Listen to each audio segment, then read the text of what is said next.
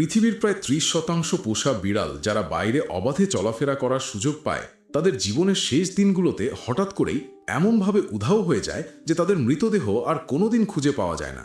কেন একটি প্রাণী যে তার মালিকের সাথে ১০ থেকে ১৫ বছর ধরে অত্যন্ত সুরক্ষিত, নিরাপদ ও আরামদায়ক জীবন কাটিয়েছে, মৃত্যুর ঠিক আগে সেই প্রিয় আশ্রয়টি ছেড়ে একটি অন্ধকার, শীতল এবং সম্পূর্ণ একাকী জায়গা বেছে নেয়? এই প্রশ্নটি শতাব্দীর পর শতাব্দী ধরে প্রাণী বিজ্ঞানী এবং সাধারণ মানুষকে সমানভাবে ভাবিয়ে তুলেছে। বাংলাদেশের রাজশাহী কিংবা ঢাকার মতো জনবহুল শহরের কংক্রিটের অলিগলি থেকে শুরু করে গ্রামগঞ্জার আনাচে কানাচে বিড়াল পোষার ইতিহাস বহু পুরনো। আমাদের দেশের মানুষের মধ্যে একটি অত্যন্ত জনপ্রিয় এবং আবেগপূর্ণ বিশ্বাস রয়েছে যে পোষা বিড়াল তার মালিককে খুব ভালোবাসে। তারা মনে করে মালিক যাতে তাদের মৃত্যু যন্ত্রণা বা মৃতদেহ দেখে কষ্ট না পায়, ঠিক সেই কারণেই বিড়াল মৃত্যুর আগে বাড়ি ছেড়ে দূরে কোথাও চলে যায়। এই আবেগঘন লোককথাটি শুনতে খুব সুন্দর হলেও প্রাণী বিজ্ঞানের জগতে এর বিন্দুমাত্র কোনো ভিত্তি নেই। প্রকৃতি এতটা আবেগ দিয়ে চলে না। প্রকৃতি চলে টিকে থাকার কঠিন নিয়ম, মস্তিষ্কের নিউরোলজিক্যাল পরিবর্তন এবং নিখুঁত বৈজ্ঞানিক হিসাব নিকাশের উপর। আজ আমরা বিড়ালের এই রহস্যময় অন্তর্ধানের পেছনের আসল বিজ্ঞান, তাদের মস্তিষ্কের জটিল স্নায়বিক অবক্ষয় এবং মৃত্যুর ঠিক পূর্ব মুহূর্তের শারীরিক অবস্থার এমন সব নিখাদ তথ্য জানব যা প্রাণী জগৎ সম্পর্কে আপনার চিন্তাধারাকে সম্পূর্ণ পাল্টে দেবে। প্রথম প্রধান কারণটি লুকিয়ে আছে বিড়ালের বংশানুক্রমিক শিকারী সত্তা এবং চরম অরক্ষিত অবস্থার মনস্তত্ত্বের মধ্যে। বন্য প্রাণীদের আচরণ বা ওয়াইল্ড লাইফ বিহেভিয়ার নিয়ে দীর্ঘ গবেষণায় দেখা গেছে একটি সুস্থ বিড়াল তার নিজস্ব সীমানায় বা টেরিটরিতে একজন দুর্দান্ত শীর্ষ শিকারী বা এপেক্স প্রিডেটার। কিন্তু প্রাকৃতিক খাদ্য শৃঙ্খলে বিড়াল একই সাথে শিকারী এবং শিকার। কুকুর, শিয়াল, বন বিড়াল বা বড় আকারের শিকারী পাখিদের কাছে একটি সাধারণ বিড়াল অত্যন্ত সহজ লক্ষ্যবস্তু। একটি সুস্থ বিড়াল দিনে গড়ে ১২ থেকে ১৬ ঘন্টা ঘুমায় শুধু শিকারের জন্য শক্তি সঞ্চয় করতে। কিন্তু যখন একটি বিড়াল বার্ধক্যে পৌঁছায় বা মারাত্মক কোনো রোগে আক্রান্ত হয়ে মৃত্যুর কাছাকাছি চলে যায়, তখন তার শরীরের ভেতরের স্বাভাবিক তাপমাত্রা, যা সাধারণত ১০০.৫ থেকে ১০২.৫ ডিগ্রি ফারেনহাইট থাকার কথা, তা দ্রুত নিচে নেমে ৯৮ ডিগ্রি ফারেনহাইটেরও নিচে চলে যায়। এই হাইপোথার্মিক অবস্থায় তাদের পেশিগুলো জমে যায়, নড়াচড়া করার ক্ষমতা এবং দ্রুত কোনো বিপদে প্রতিক্রিয়া দেখানোর রিফ্লেক্স বা প্রতিবর্তক ক্রিয়া প্রায় শূন্যের কোঠায় নেমে আসে। কুকুরের সাথে বিড়ালের মনস্তাত্ত্বিক পার্থক্যটি এখানেই সবচেয়ে বেশি স্পষ্ট। কুকুর হলো প্যাক অ্যানিমেল বা সমাজবদ্ধ প্রাণী।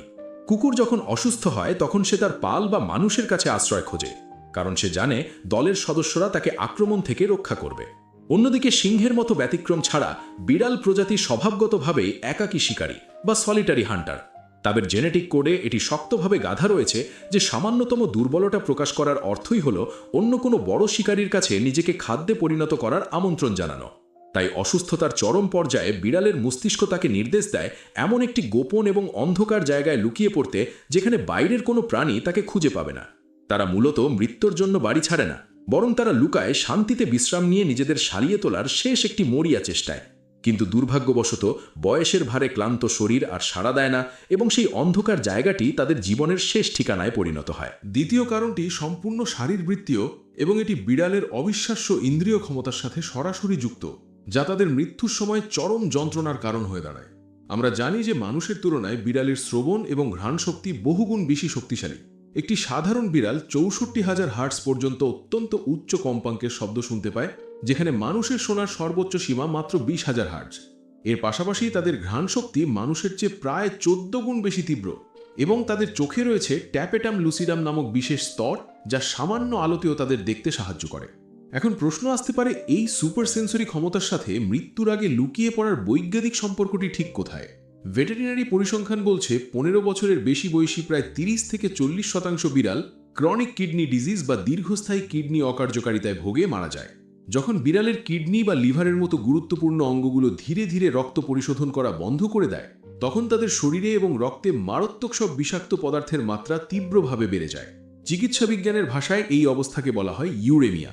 ইউরেমিয়ার কারণে বিড়ালের স্নায়ুতন্ত্র বা নার্ভাস সিস্টেম প্রচণ্ড মাত্রায় সংবেদনশীল এবং অস্থিতিশীল হয়ে পড়ে। এই অবস্থায় তাদের এই সুপার সেন্সরি ক্ষমতাই তাদের জন্য সবচেয়ে বড় অভিশাপ হয়ে দাঁড়ায়। একটি সুস্থ বিড়ালের কাছে রেফ্রিজারেটরের সাধারণ শব্দ, টেলিভিশনের আওয়াজ, মানুষের হাঁটাচলার শব্দ বা ঘরের সাধারণ টিউবলাইটের আলো স্বাভাবিক মনে হলেও একজন ইউরেমিক বা মুমূর্ষু বিড়ালের মস্তিষ্কে এই সাধারণ উদ্দীপনাগুলো তীব্র শারীরিক যন্ত্রণার সৃষ্টি করে। এমনকি মালিকের আদরের স্পর্শ তাদের ত্বকে ব্যথার অনুভূতি দেয়। চারপাশের এই কোলাহল, আলো এবং যন্ত্রণাদায়ক সেন্সারি ওভারলোড থেকে বাঁচতে বিড়াল মরিয়া হয়ে এমন একটি সংকীর্ণ এবং অন্ধকার জায়গা খোঁজে যেখানে আলো বা শব্দের বিন্দুমাত্র প্রবেশাধিকার নেই। তারা খাটের নিচে, পুরনো বাক্সের ভেতর বা গভীর ঝোপের আড়ালে নিজেদের আক্ষরিক অর্থেই গুটিয়ে নেয়। এটি আসলে তাদের কোনো আত্মগোপন বা অভিমান নয়, বরং এটি তাদের শরীরের এক ধরনের স্বনিয়ন্ত্রিত স্নায়বিক বিশ্রাম বা মেডিকেল কোমা তৈরি করার চেষ্টা, যাতে তারা পরিবেশের এই অসহনীয় উদ্দীপনা থেকে নিজেদের মস্তিষ্ককে সম্পূর্ণরূপে বিচ্ছিন্ন রাখতে পারে। এই পর্যায়ে এসে আপনাদের মনে একটি অত্যন্ত যৌক্তিক প্রশ্ন জাগতে পারে, বিড়াল কি তবে আগে থেকেই বুঝতে পারে যে তার মৃত্যু আসন্ন এবং সে আর বাঁচবে না? বিজ্ঞানীরা স্পষ্টভাবেই বলছেন, মানুষের মতো মৃত্যু নামক কোনো দার্শনিক ধারণার সাথে প্রাণীরা একেবারেই পরিচিত নয়। তারা ভবিষ্যৎ নিয়ে ভাবে না, তারা শুধু বর্তমান মুহূর্তের তীব্র শারীরিক কষ্ট এবং অক্ষমতাটুকু অনুভব করতে পারে। এই অক্ষমতা তাদের মধ্যে চরম স্ট্রেস বা উদ্বেগের জন্ম দেয়। একটি অসুস্থ বা বৃদ্ধ বিড়াল যখন বাড়ির বাইরে কোনো নিরাপদ আশ্রয়ের সন্ধানে বের হয়, তখন তার মস্তিষ্কে ঘটে আরেক অদ্ভুত এবং মার্মান্তিক পরিবর্তন, যা আমাদের তৃতীয় পয়েন্টের মূল ভিত্তি। তৃতীয় এবং অত্যন্ত গুরুত্বপূর্ণ কারণটি হল বয়স্ক বিড়ালের মস্তিষ্কের মারাত্মক অবক্ষয় বা ফেলাইন কগনিটিভ ডিসফাংশন। চিকিৎসা বিজ্ঞানের ভাষায় এটি হুবহু মানুষের অ্যালজাইমার্স বা ডিমেনশিয়া রোগের সমতুল্য একটি নিউরোলজিক্যাল কন্ডিশন। ভেটেরিনারি পরিসংখ্যান অনুযায়ী 15 বছর বা তার বেশি বয়সী বিড়ালগুলোর মধ্যে প্রায় 50%-এরও বেশি এই কগনিটিভ ডিসফাংশনে আক্রান্ত হয়। বয়স বাড়ার সাথে সাথে বিড়ালের মস্তিষ্কের আয়তন সংকুচিত হতে থাকে, বিশেষ করে মস্তিষ্কের হিপ্পোক্যাম্পাস নামক অংশটি, যা স্মৃতি এবং দিক নির্ণয়ের জন্য দায়ী, তা মারাত্মকভাবে ক্ষতিগ্রস্ত হয়। মস্তিষ্কের কোষ বা নিউরনগুলোর মধ্যে বৈদ্যুতিক সংকেত আদান প্রদান বাধাগ্রস্ত হয়। এর ফলে তাদের শর্ট টার্ম মেমোরি বা স্মৃতিশক্তি এবং স্পেশিয়াল ওরিয়েন্টেশন বা দিক নির্ণয়ের ক্ষমতা সম্পূর্ণ লোপ পায়।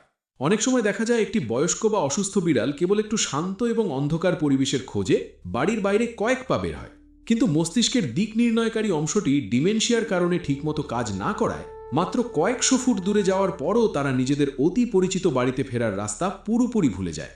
তাদের শরীরের শক্তি এবং মেটাবলিজম রেট এতটাই তলানিতে থাকে যে তারা আর নতুন করে পথ খুঁজে বের করার মতো মানসিক বা শারীরিক ক্ষমতা রাখে না। তারা সম্পূর্ণ বিভ্রান্ত হয়ে এদিক ওদিক ঘুরতে থাকে এবং শেষ পর্যন্ত যেখানে তাদের শক্তি ফুরিয়ে যায়, রাস্তার ধারের কোনো অন্ধকার ড্রেনে বা অচেনা কোনো ঝোপের ভেতর, সেখানেই তারা লুকিয়ে পড়ে এবং অবধারিত মৃত্যুর কোলে ঢলে পড়ে। অর্থাৎ পরিসংখ্যান এবং বিজ্ঞান প্রমাণ করছে যে সিংহভাগ ক্ষেত্রেই বিড়াল ইচ্ছাকৃতভাবে চিরতরে বাড়ি ছেড়ে যায় না, বরং মস্তিষ্কের এই মারাত্মক ব্যাধির কারণে তারা পথ হারিয়ে ফেলে এবং নিজেদের অজান্তেই এমন এক বিপদে পতিত হয় যেখান থেকে তারা আর কখনোই তাদের প্রিয় মালিকের কাছে ফিরে আসতে পারে না। আমরা আমাদের আলোচনার একেবারে শুরুতে বাংলাদেশের একটি প্রচলিত লোককথা দিয়ে শুরু করেছিলাম, যেখানে বলা হয় বিড়াল তার মালিককে কষ্ট দিতে চায় না বলেই মৃত্যুর সময় দূরে গিয়ে একা মারা যায়। কিন্তু বিজ্ঞানের এই রূঢ় এবং অকাট্য সত্যগুলো জানার পর পুরো চিত্রটি যেন চোখের সামনে বদলে যায় এবং এক নতুন মোড় নেয়। বিড়ালের এই চিরতরে হারিয়ে যাওয়ার বা অন্তর্ধানের মধ্যে কোনো মানবীয় আবেগ, ভালোবাসা বা অভিমান লুকিয়ে নেই, বরং এর প্রতিটি স্তরে স্তরে মিশে আছে এক চরম স্নায়বিক অসহায়ত্ব। জীবনের শেষ মুহূর্তগুলোতে যখন তাদের নিজস্ব শরীর তাদের সাথে সবচেয়ে বড় বিশ্বাসঘাতকতা করে, যখন তাদের তীক্ষ্ণ এবং গর্বিত ইন্দ্রিয়গুলো তাদের জন্যই তীব্র যন্ত্রণার কারণ হয়ে দাঁড়ায়, তখন তারা নিজেদের প্রাচীন, বন্য এবং একাকী স্বভাবের কাছে পুরোপুরি আত্মসমর্পণ করতে বাধ্য হয়। তারা তাদের মালিকের কাছ থেকে স্বেচ্ছায় দূরে সরে যায় না, তারা আসলে দূরে সরে যায় পৃথিবীর সমস্ত কোলাহল, আলো এবং সম্ভাব্য শিকারীদের বিপদ থেকে, নিজেদের শেষ আত্মরক্ষার এক আদিম তাগিদে।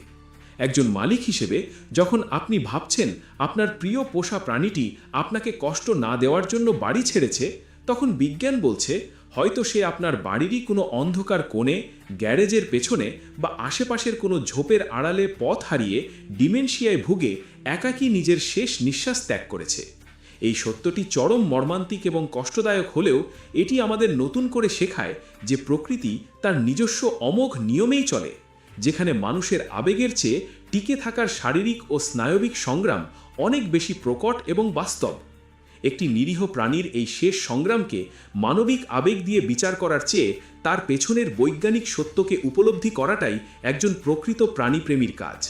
প্রাণী জগতের এমন অনেক সাধারণ আচরণই রয়েছে যার পেছনের প্রকৃত বিজ্ঞান এবং শারীরবৃত্তীয় ব্যাখ্যা আমাদের সাধারণ ধারণার চেয়েও অনেক বেশি জটিল, সূক্ষ্ম এবং বিস্ময়কর। আজকের এই বিস্তারিত এবং বৈজ্ঞানিক তথ্যবহুল আলোচনার মধ্যে বিড়ালের কোন স্বভাবটি বা কোন তথ্যটি আপনার কাছে সবচেয়ে বেশি চমকপ্রদ মনে হয়েছে তাদের ইউরেমিয়া জনিত স্নায়বিক যন্ত্রণার বিষয়টি, নাকি কগনিটিভ ডিসফাংশনের কারণে দিক হারিয়ে ফেলার এই মর্মান্তিক সত্যটি? আপনার মূল্যবান মতামত এবং আপনার পোষা প্রাণীর কোনো বিশেষ আচরণের কথা অবশ্যই নিচের কমেন্ট বক্সে লিখে আমাদের সাথে শেয়ার করবেন।